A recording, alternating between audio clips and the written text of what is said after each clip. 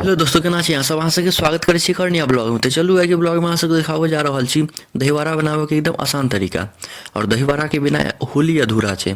तो देखियो, अगर एहने दहीबड़ा अहाँ सबके बनाबो के या तो अहाँ सब वीडियो में अंत तक बनल रहब। बहुत मजा आयत, बहुत नीक लागत और आसानी से सीखियो जेबे, पतो नहीं चलत। और सेम टू सेम एहने बनत चटपटा। तो चलू वीडियो में आगा बढ़े छी अपना सब।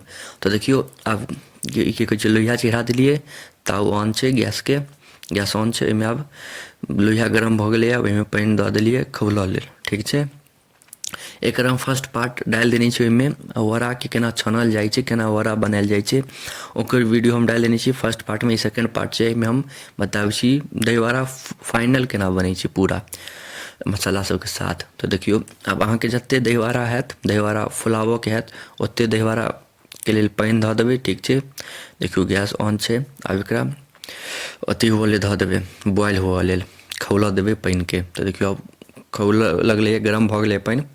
अब एहिसँ ज़्यादा नहीं गरम हेतै, मतलब गरम हेतै लेकिन एहिसँ ज़्यादा अब नहीं करबै, बहुत भऽ गेलै गरम।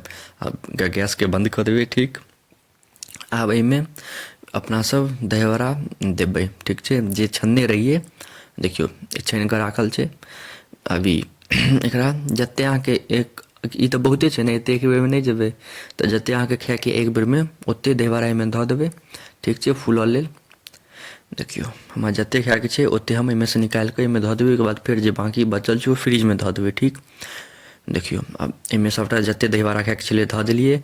आब एकरा अहाँ सब 20 से 25 मिनट तक कनिक पानिमे फूलऽ देबै बढ़िआँसँ, गरम पानिमे फूलि जायत। ओहिके बाद मसाला सब जे हेतै। तऽ देखियो, आब फूलि गेलैए, 15 से 20 से 25 मिनट भऽ गेलै। तऽ आब ई फूलि कऽ रेडी भऽ गेलै। देखियो कतेक सुन्दर फूलि गेलैए। आब एहिमे से पानि वानि गाड़ि लेब बढ़िआँसँ। हम तऽ अकेले वीडियो, एक हाथसँ वीडियो बनाबै छी, एक हाथसँ निकालै छियै, तऽ हमरा दिक्कत होइ छै बड़ी। तऽ देखियो, अहाँ सबके देखाबै छी, बढ़िआँसँ पानि गाड़ि लेब, जाहिके अन्दर पानि चलि जाइ छै। ठीक छै, पानि मतलब सब सुखै छै ने। तऽ आब देखियो, आब सबटा निकालि देलिए दुनू प्लेटमे। एहिमे से पूरा खतम, 2 प्लेट भेलैए। और आब अहाँ सबके आगाँ देखाबै छी। देखियो, ई दहीके घोर बनेलिए। ओ की कहै छै, दही अहाँसब पौर लेब या कतहुसँ दोकानसँ खरीद कऽ लऽ आयब। ओहिमे कनिक पानि धऽ देबै आओर बढ़िआँसँ ओकर घोर बना लेब। दहीके ज़्यादा पतला नहि करबै, कनिक एहने रहऽ देबै। ठीक छै, कनिक मोटगर। आब एकरा पूरा दहीबड़ापर बढ़िआँसँ बिछा देबै, मतलब बढ़िआँसँ दहीबड़ाके भिजा देबै दहीसँ। देखियो, एकदम बढ़िआँसँ धऽ देलिए। हमरा कनिक पतला भऽ गेलै और एहिमे सँ पानि नहि ने गरेलै, तेँ कनिक दिक्कत छै, कनिक पतला लगैत हैत। आब एहिमे अपना सब काला नमक धऽ देबै स्वाद अनुसार। जतेक अहाँ काला नमक खायब ओतेक धऽ देबै स्वाद अनुसार। ठीक छै, हम दुनूमे धऽ दै छी और बताबै छी धीरे धीरे जे कोन कोन मसाला और एहिमे लगतै। तऽ चलू, आब ई धऽ देलिए एहिमे। आब एहिके बाद चिकन मसाला धऽ देबै, इहो स्वाद अनुसार। अगर अहाँ सबके पास गरम मसाला हैत तऽ गरम मसाला धऽ देबै। ठीक छै, कोनो भी मसाला दऽ सकै छी। हमरा चिकन मसाला ज़्यादा नीक लगै छै, तेँ हम चिकन मसाला देबै। देखियो, एक प्लेटमे दऽ देलिए। अब दोसर प्लेटमे दऽ देबै बढ़िआँसँ। ठीक छै, पहिले काला नमक, फेर चिकन मसाला। ओहिके बाद देखियो, ई आब जे देखाबै छी, ई मेन छै जलजीरा, तुलसी जलजीरा। एकर बिना अधूरा छै जलजीरा, ई दहीबड़ा।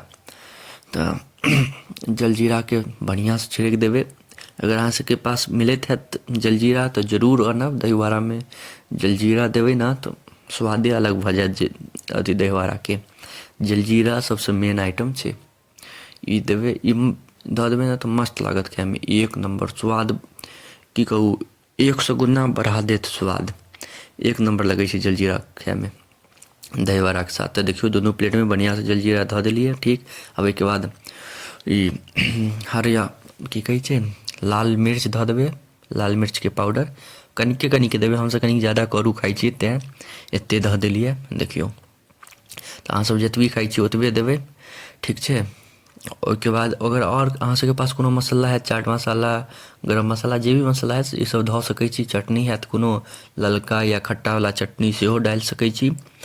एहिमे जतेक मसाला सब डालबै ने और मजे आयत खायमे। तऽ देखियो, आब दुनू बनि कऽ रेडी छै, एक नम्बर।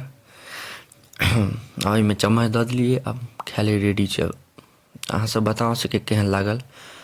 देखियो, एक नम्बर बनलैए कि नहि, अहाँसब अपन मुँहसँ बताएब। अहाँ सबके एतेक देर तक देखऽ लेल धन्यवाद। नीक लागै तऽ लाइक, कमेंट, शेयर, सब्सक्राइब जरूर करब।